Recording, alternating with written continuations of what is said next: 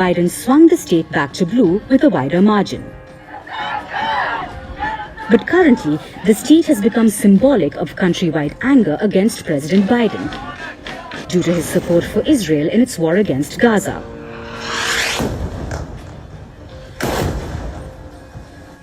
During the Michigan Democratic primary contest in February, when Joe Biden was still running for a second term in office, over 100,000 voters chose uncommitted on their ballots.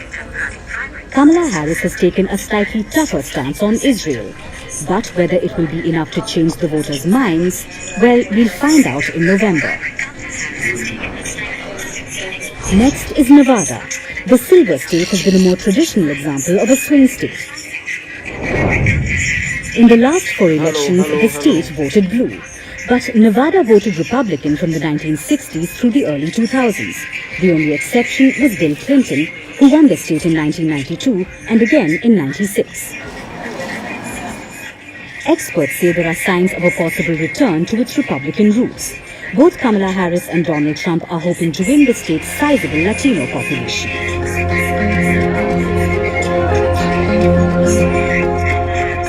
Unemployment is also one of the major concerns here. The state has the highest unemployment rate in the US at 5.1% after California and the District of Columbia. Then there's North Carolina, the Tar Heel state of the old North State. Since 1980, it has voted Republican in every single election except 2008, choosing Barack Obama. In recent presidential contests, the victory margins have been razor thin. In 2020, the victory margin in North Carolina was just 1.3%.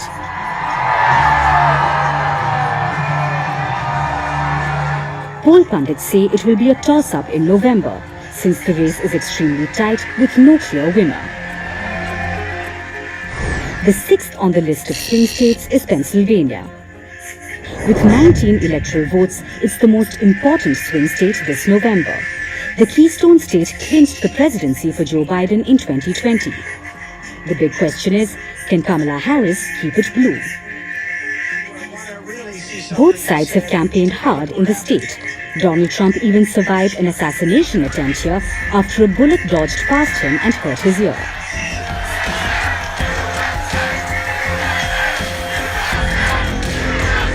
Donald Trump broke the blue streak in the state with his 2016 victory.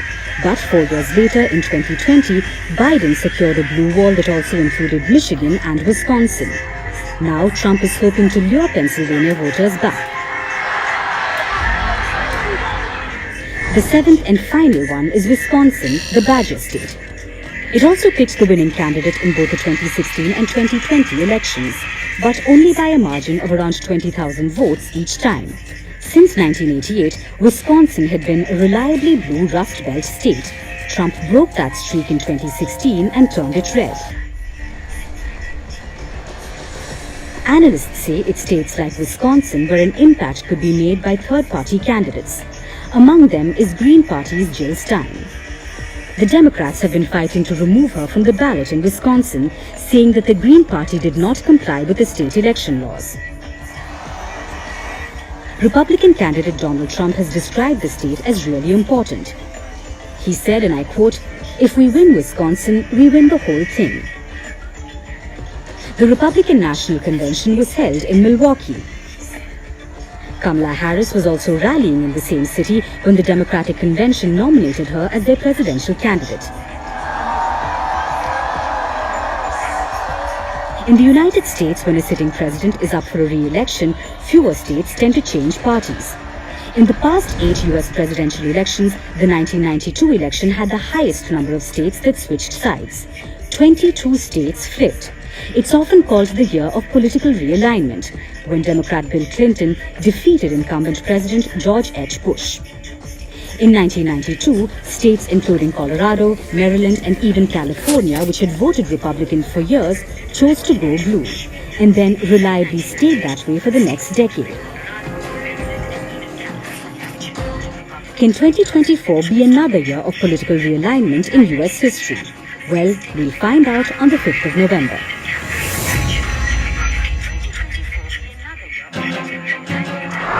On the 5th of November, millions of voters in the United States will cast their ballot to elect their next president. However, there's a catch. The world's oldest democracy does not hold elections which can be considered as the easiest to understand. In fact, the American voting system is quite complicated. Now, most democracies in the world follow something that's called the popular vote, where voters directly cast their ballots to a political party or leader. It's a direct transfer of the vote from the voter to whoever is on the ballot. But the United States does not follow this. In fact, it's the only democracy in the world that has an indirect voting system called the Electoral College.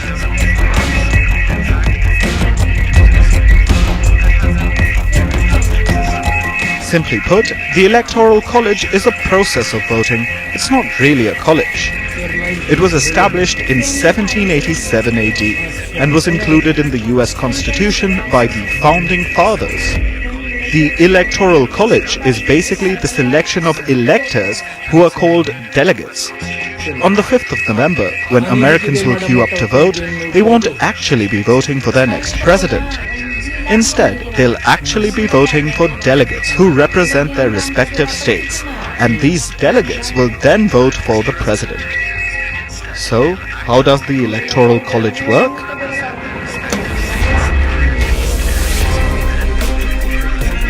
The Electoral College is made up of 538 delegates. You must be wondering where the number 538 comes from. It's the number of senators and representatives from each of the 50 states. The breakdown of 538 includes exactly 100 senators, 2 from each state, and 438 representatives from the 50 states. Each state's number of representatives is based on its population. Let's take a closer look with an example. California and Texas are the two most populous states, and so they have a higher number of representatives. However, regardless of the population of the states, each of them gets 3 votes to start with. The remaining are then added depending on the population of the state. However, that does not mean that the states with a higher population enjoy more voting rights. In fact, it can be quite the opposite. Let's take the example of 2 states. The population of Texas is over 29 million. On the other hand, Alaska has a much smaller population of just above 700,000. However, each representative from Texas and Alaska roughly represents the same proportion of the population. Get ready for unbeatable offers with Acer this festive season. Walk in and participate in our Spin and Win contest to win daily prizes. Get a chance to win mega prize of EV scooter. Shop at any Acer authorized retailers. It's over 250,000 people. Basically, it takes 760,000 people from Texas to get 1 vote, but it just takes 250,000 people from Alaska to get that same 1 vote. So the vote in Alaska can be considered a lot more influential. When Americans go to polls in November, they aren't exactly voting for the president directly, but their state's representatives, whether that's Democrat or Republican. And then these delegates give their votes to the presidential candidate from their party. Whichever candidate then wins the majority in a state, no matter how big or small it may be, wins all the electoral votes of that state. And in total, to win the race to the Oval Office, a candidate must win 270 and more votes across 50 states. So when Americans say this, I love her. I am so glad to see a presidential nominee who is youthful and joyful, and I think that reflects right back onto the Democrat. My first time voting in a presidential election, and I could not be happier. I don't know the exact numbers, but I know the last election, I think Trump got like 88 or 90% of the vote here. I think he's going to get that again. The courts will take care of that. Let's take care of him in November.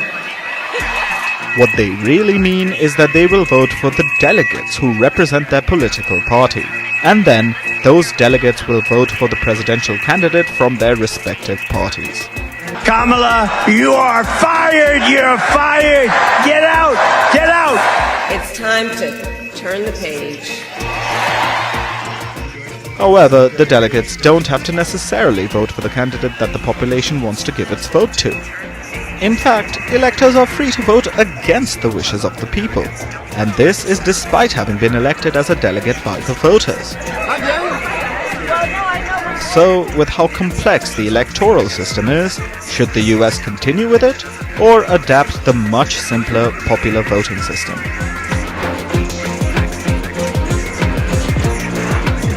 A survey from 2023 shows that a majority of Americans want to do away with the Electoral College. A Pew Research study shows that nearly 2/3 of US citizens want popular voting. Americans say that it would truly reflect the mood of the nation for who should sit in the Oval Office. That's because a presidential candidate could win the popular vote, which means that more people voted for them, but they could lose the presidential race due to the Electoral College, where the victor is decided by the number of delegates and not the votes of the people. The Pew study has some more insights on the issue. It says that Democrats are far more likely than Republicans to support moving to the popular vote. On aggregate, over 80% of Democrats say that they would like to have the popular voting system in America. In contrast, about 45% of Republicans share the same sentiments. Moving away from party ideologies and towards demographies, almost 70% of Americans under the age of 50 prefer the popular vote. On the other hand, Americans who are 65 and older want the Electoral College to continue. A very nice call from Kamala.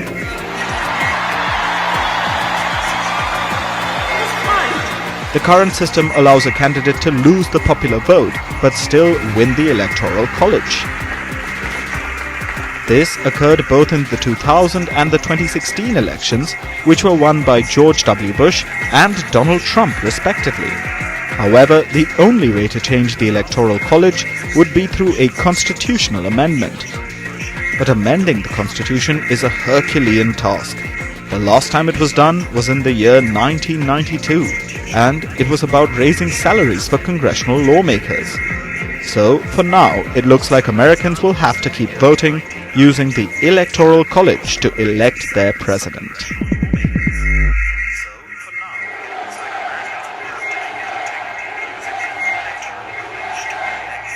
As borders are, Kamala threw open our borders and allowed 20 million illegal aliens to stampede into our country from all over the world. Every U.S. citizen has the right to vote. And this year every eligible voter's ballot will decide who will be the next U.S. president. The 2024 race for the White House will see over 200 million Americans cast their vote. I accept your nomination to be President of the United States of America. However, there are over 350 million people living in the United States. So why isn't the number of eligible voters higher? And is voting restricted only to American citizens?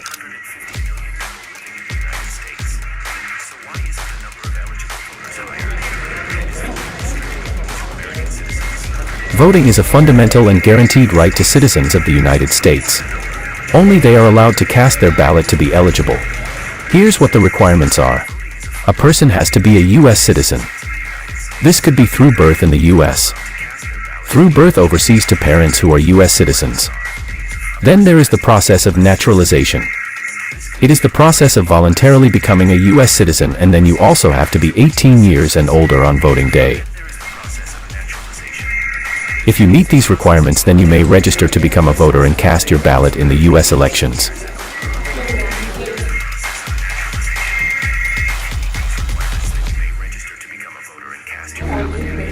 So U.S. citizens can cast their vote and pick their next president.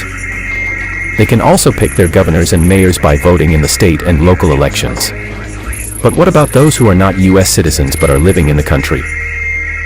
This includes people who are in America on work visas or those who have acquired lawful permanent resident status, also known as green cards. But what about the 50 million international tourists and the 1 million plus international students? And millions of illegal migrants? Can these people also cast their vote? Here's what the rules say. lawful permanent residents or green card holders cannot vote in the federal elections. This includes the presidential, Senate and House of Representatives races. Additionally, green card holders also cannot vote in state elections. That's because most U.S. states follow federal law. However, green card holders can exercise their voting rights in certain towns and cities where local law allows them to vote. States like Maryland and Vermont allow green card holders to vote. However, U.S. federal law allows green card holders to participate in other political activity. This can include volunteering in political campaigns or advocating for social issues. And what about the others? Well, apart from green card holders, international tourists, students, people on work visas or illegal migrants cannot cast their ballot in either the federal, state, or local elections. However, they can take part in political events and campaigns, but only as volunteers. This brings us to the question, why is citizenship and voting a raging debate in the United States? It all started in February, when Tesla CEO and tech billionaire Elon Musk sparked a debate on his social media platform X. He questioned U.S. President Joe Biden's migration policy. Musk said that Biden purposely had weak borders so that millions of illegal migrants could enter the U.S. Musk added that the Biden administration would fast-track citizenship for those migrants and create a permanent majority, a one-party state. The billionaire said that this was the strategy of the Democrats to ensure that they win the 2024 presidential race. Musk's tweet was not taken seriously at the time, but that all changed in June, when Joe Biden announced that he would give citizenship to 500,000 people who are undocumented spouses of Americans but have been living in the United States for over 10 years and more. Today I'm announcing a common sense fix to streamline the process for obtaining legal status for immigrants. And that's when the Republicans jumped on the matter. At least 16 Republican states are suing the Biden administration for this move. Elon Musk says the Democrats are importing voters. The Republican-led states argue that Biden has bypassed congressional laws to fast-track citizenship for blatant political purposes. However, the Democrats have hit back. Vice President Kamala Harris has called it Republican strategy to tear apart families. Harris has accused the Republicans of hindering the process of legalizing the migrant status of millions. Donald Trump believes a border deal would hurt his campaign. So he ordered his allies in Congress to kill the deal. Well, I refuse to play politics with our security, and here is my pledge to you. As president, I will bring back the bipartisan border security bill that he killed, and I will sign it into law. This brings us to the question, how easy is it to get voting rights as a migrant? And will Biden's citizenship policy benefit the Democrats?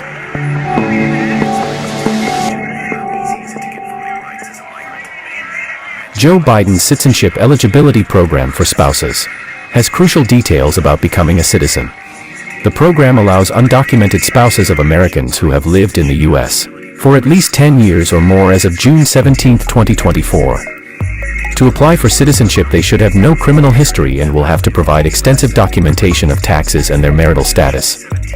Once the application is approved, the qualifying applicant will have 3 years to obtain a green card or risk deportation.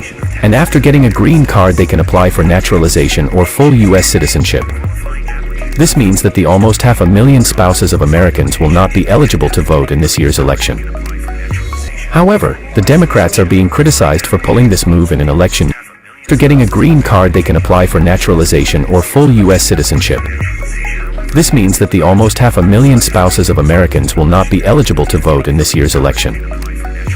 However, the Democrats are being criticized for pulling this move in an election year, which is in stark contrast to Donald Trump's proposal of mass deportations. We will do large deportations. Additionally, the path to U.S. citizenship takes roughly a decade. So the influx of immigrants during Biden's tenure will also not have a direct impact in this year's election. However, it will steer how Americans will vote this year, with border security remaining one of the top concerns.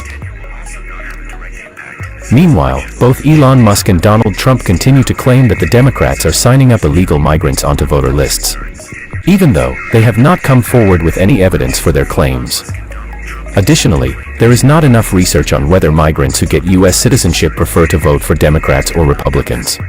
So the fact still remains despite these wild claims that only American citizens choose their president.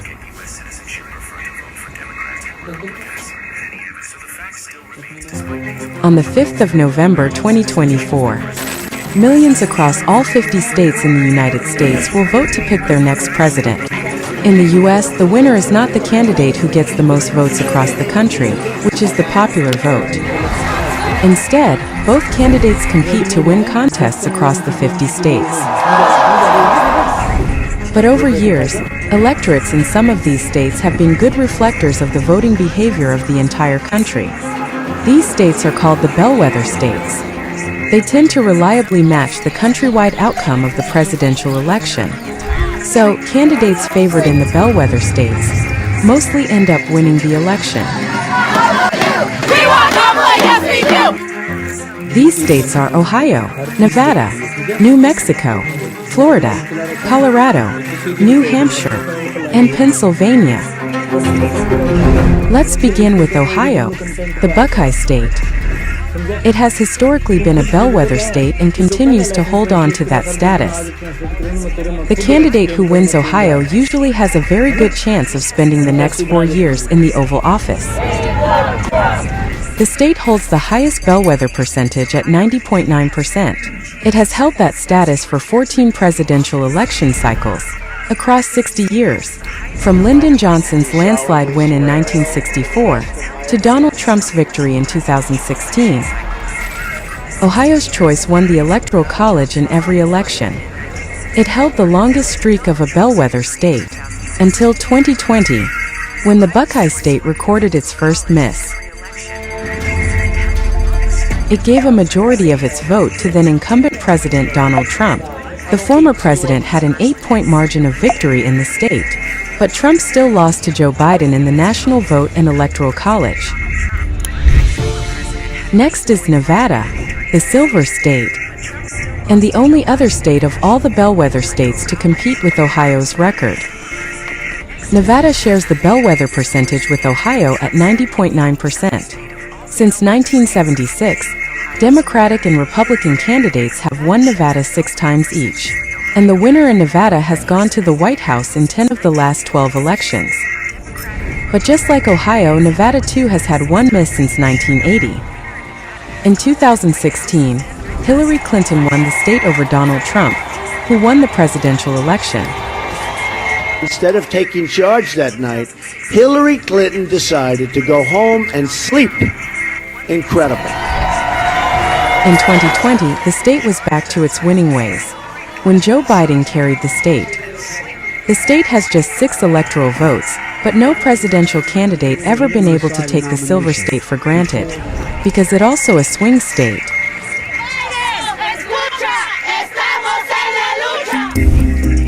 The third is New Mexico. It has a bellwether percentage of 81.8%. Since the 1980s, it has only gone wrong twice in calling the election. In the year 2000, the state sided with Al Gore over George W. Bush, with a vote margin of just 366 votes. I mean, I'm sure there's some people in this state that say, I don't like George W. because who his dad is. Very few are saying they don't like George W. because who my mother is, by the way. In the year 2016, Hillary Clinton carried the state, while Donald Trump won the presidency. If we consider statistics from the year 1912, which is when New Mexico became a state, then the number of misfires for New Mexico goes up to 3. In 1976, New Mexico picked the incumbent Gerald Ford, but Democrat Jimmy Carter won the presidency. Fourth bellwether state is Florida. The Sunshine State also has an impressive record, with an overall bellwether percentage of 81.8%. Florida has only gotten it wrong twice since 1980. Once in 1992, when it voted for incumbent George H. Bush, and Bill Clinton won the presidency. I, William Jefferson Clinton, do solemnly that I will faithfully execute the office of President of the United States. And in 2020, when the state voted red backing Donald Trump, but Democrat Joe Biden swept the presidential election. Next is Colorado. The Centennial State is also high on the list of bellwether states. Colorado's bellwether percentage stands at 81.8%. This state too has had 2 misfires in the last 43 years. Like Florida, Colorado too backed George H. Bush in 1992, and the state voted for Hillary Clinton in 2016. But Donald Trump pulled off a massive upset. 6th is New Hampshire. The Granite State shares its bellwether percentage with Colorado at 81.8%. The 2 misses on its record are from the year 2004 and 2016, when incumbent President George W. Bush won a 2nd term in office, but New Hampshire picked Democrat John Kerry. And in 2016, when the state threw its weight behind Hillary Clinton. Thank you so much! The 7th and last on the list is Pennsylvania, the Keystone State. It also a bellwether percentage of 81.8%, but the state had back-to-back failures in the year 2000 and 2004. It rejected George W. Bush in 2 consecutive presidential elections, voting for Al Gore in the year 2000 and John Kerry in 2004. Pennsylvania chose blue, but Bush left it red-faced. With 19 electoral votes, Pennsylvania is also a swing state. The United States also has 19 bellwether counties across 50 states. From 1980 to 2016, these 19 counties have voted for the winner of the presidential election every single time. In fact, Valencia County in New Mexico has had the most impressive feat.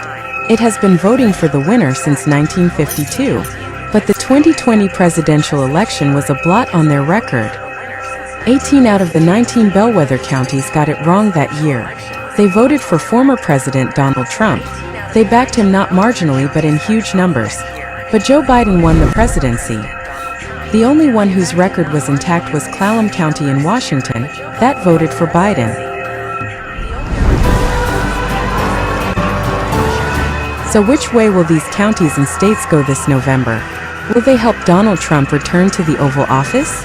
From the day I take the oath of office, Or will they ensure Kamala Harris scripts history by becoming the first female president of the United States? It was the same old show. Same old tired playbook we've heard for years. On November 5th, as voting gets underway in America, A quick reminder. Vote!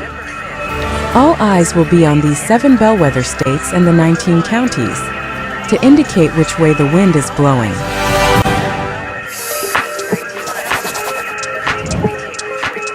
On November 5th, all eyes will be on America. The country will head to the ballot box, and they have a choice to make. Kamala Harris versus Donald Trump. Who will the United States choose? I accept your nomination to be President of the United States of America. I am running to be president for all of America, not half of America. Now, no one can predict the election results. We will only know when it's declared. But behind the votes, there's another story. A story of numbers, statistics, and predictions. The story of polls. We hear about them during every presidential election. In some states, Donald Trump is leading. In the others, it's Kamala Harris. These polls are crucial to each election. They shape narratives. They influence campaigns. And sometimes, they even leave the entire nation baffled. In 2016 and 2020, the polls got it wrong. Can they get it right this time? And what do these opinion polls mean for the American democracy? The year was 1948. The date was November 3rd. This was the front page of the Chicago Daily Tribune. It read, "Dewey defeats Truman." But here's the catch. Thomas E. Dewey did not win that election. Harry S. Truman did. So, why did the paper print that headline? A year before the elections, the Chicago Daily Tribune had changed the way it printed its paper. So, the copy needed to go to print earlier. That was the case, too, on that night. Most states had not declared their results, but the paper took a leap of faith. After all, every poll said that Dewey would win, so they went ahead with this copy. It went to press, but by next morning, it was a completely different result. The polls predicted a Dewey win. Instead, it was a Truman triumph. He even posed with the Chicago Daily Tribune copy. Now, polling has been a part of American elections for over a century. It started with simple straw polls. As technology advanced, so did the methods. Now, they are complex statistical analyses. So, how do the polls work? It's all about three things: data, sampling, and the art of asking the right questions. At its core, a poll is a survey. It's a way to measure the opinions of a specific group, but in a country as large and diverse as the United States, it's impossible to ask everyone. So, pollsters rely on sampling. Age, gender, race, location. These are all factors that are considered before building a sample. Then, there are the methods. How do you contact the sample group? Pollsters use landlines, cell phones, and online surveys. Each method has its advantages and drawbacks. More importantly, each one can influence the outcome of the poll. For example, imagine it's an online survey. Chances are the answers will come from a younger generation. Also, chances are they will be more educated. So, pollsters must keep that in mind. Once the data is collected, it's analyzed. It is then adjusted for various factors like non-response bias, which occurs when survey participants either can't or won't respond to a survey question. Finally, it is presented to the public as the polls that we see. So it's a science, but one with inherent uncertainties. Take 1980, for example, Jimmy Carter versus Ronald Reagan. Polls predicted a close race. However, Reagan won by a landslide. So, why did the polls go wrong? It's the voter sentiment in the end. Reagan performed well in the presidential debate that was held a week before the election. It convinced many undecided voters. They ended up voting for him, and the polls completely missed this. Then there's 2000, George W. Bush versus Al Gore. Many polls predicted an Al Gore win. Now, while Gore did win the popular vote, the outcome depended on the Electoral College. Polls underestimated that. It did not take into consideration the razor-thin margins in key states. So it was a blot on the reputation of polls. But 2016 really changed the game. It's when America woke up to how wrong these polls could be. Polls predicted an overwhelming victory for Hillary Clinton. Yet on election night, Donald Trump emerged as the 45th President of the United States. So what went wrong? Well, there are several factors at play. The first was the underestimation of Trump's support in key battleground states. Pollsters missed crucial pockets of voters. That's the rural, white working class. They turned out in larger numbers than expected. The second was education levels. Non-educated voters weren't well represented in the samples, and they turned out to be pivotal in Trump's victory. The third was late deciding voters, those who swung towards Trump in the final days of the campaign. Polls didn't capture this last-minute shift. But here was the biggest issue: the failure to account for the shy Trump voter. These voters supported Trump, but were reluctant to declare it. Hillary may have lost the election, but the biggest loser of 2016 were the pollsters. So 4 years later, the polling industry vowed to learn from its mistakes. In 2020, the polls once again predicted a clear winner. It was Joe Biden. This time, the prediction was correct, but there was an issue. The margin was far narrower than expected. Despite making adjustments, pollsters underestimated Trump's support again. The problems were the same as 2016. So, what will it be in 2024? Pollsters are now looking at new technologies: AI, big data, and social media analytics. They want to use it to improve accuracy. But will it be enough? Will pollsters get it right this time? Or will they be wrong for the third time? Whatever the answer is, one thing is clear. Polls will remain a critical part of the presidential elections, but they are not infallible. And in the end, it's the people, not the polls, who ultimately decide who will be in the White House.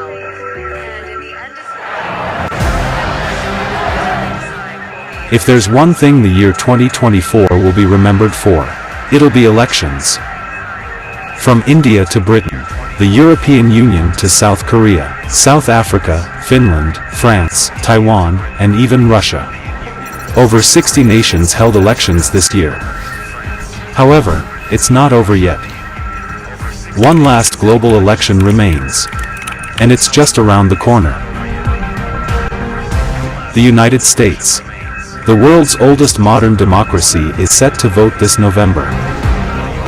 Americans will be choosing their 47th president. And running for the White House are former President Donald Trump and current Vice President Kamala Harris. The presidential race in the U.S. happens every 4 years. However, there is something constant in each election that has remained unchanged for over 175 years, and that is the day of the week when the elections are held. Tuesday. This year as well, Americans will be voting on November 5th, which is also a Tuesday. So why is Tuesday connected to America's democracy? Well, it's a bit of coincidence and tradition. The election day in the United States has been set in stone by federal law. The U.S. law calls for a presidential poll to be held on the Tuesday after the first Monday in November. But how did the November Tuesday become so important for U.S. democracy? Let's find out. The U.S. Constitution does not designate a specific day for holding elections. However, it allows Congress to select the time and day for choosing electors or delegates. These delegates, in turn, vote to elect the president and vice president. The Constitution also gives some rights to the states to choose the times, places, and manner of holding elections for senators and representatives. However, it also permits Congress to make or alter those state rules. So if the day hasn't been fixed, then how did Tuesday come into the picture? The U.S. declared itself independent from Britain in 1776. The United States ratified its Constitution in 1788. This was followed by the first elections that were held between November of 1788 and June 1789. Yes, voting that is now done within one day took up to 6 months when it first began. And subsequent elections continued to be chaotic. Things changed more than 5 decades later when the 1840 presidential election saw widespread voting fraud. In response, then Representative Alexander Duncan proposed a uniform election day for both presidential and House elections in 1844. The bill initially sought to require all states to hold their elections on a single day. That is on Tuesday after the first Monday in November. While the House passed the bill, the Senate didn't table it before the 1844 election. Alexander Duncan reintroduced the bill in the next session, this time focusing solely on the presidential election. Various amendments were proposed during the bill's consideration. Ultimately, the House adopted the bill, and the Senate passed it with minor corrections. The bill was signed into law on January 23, 1845, by President John Tyler, making Tuesday the official day for Americans to vote for their president. But the mystery remains, why choose a Tuesday? Historians say the answer lies in 19th century American lifestyle. The choice of Tuesday in November is deeply rooted on the country's agrarian culture of the time. November was ideal because it followed the completion of the harvest season. The month also avoided conflicts with both planting in the spring and early fall. This meant that farmers could plant their crop and travel to vote, which would take days in those times. Additionally, Tuesday was chosen due to religious reasons. In Christian practice, the term Sabbath is often used to refer to Sunday. It recognizes the day of Jesus Christ's resurrection, and many Christians would observe a weekly day of rest and worship on Sunday. In the 19th century, polling stations were quite far from rural areas, and for voters, particularly farmers, it meant at least a day-long journey. So to avoid forcing people to travel on the holy day of Sabbath, Monday was not considered, and Wednesday, which was designated as the market day for farmers, was also rejected. Naturally, Tuesday emerged as the prime choice and eventually became the official day. However, Tuesday as an election day has had its fair share of opposition. Modern-day political experts say that voting on a weekend would see an increase in turnout. They argue that holding election on a Tuesday hinders voter access due to work commitments. One of the organizations leading the cause to reassign voting day is called Why Tuesday?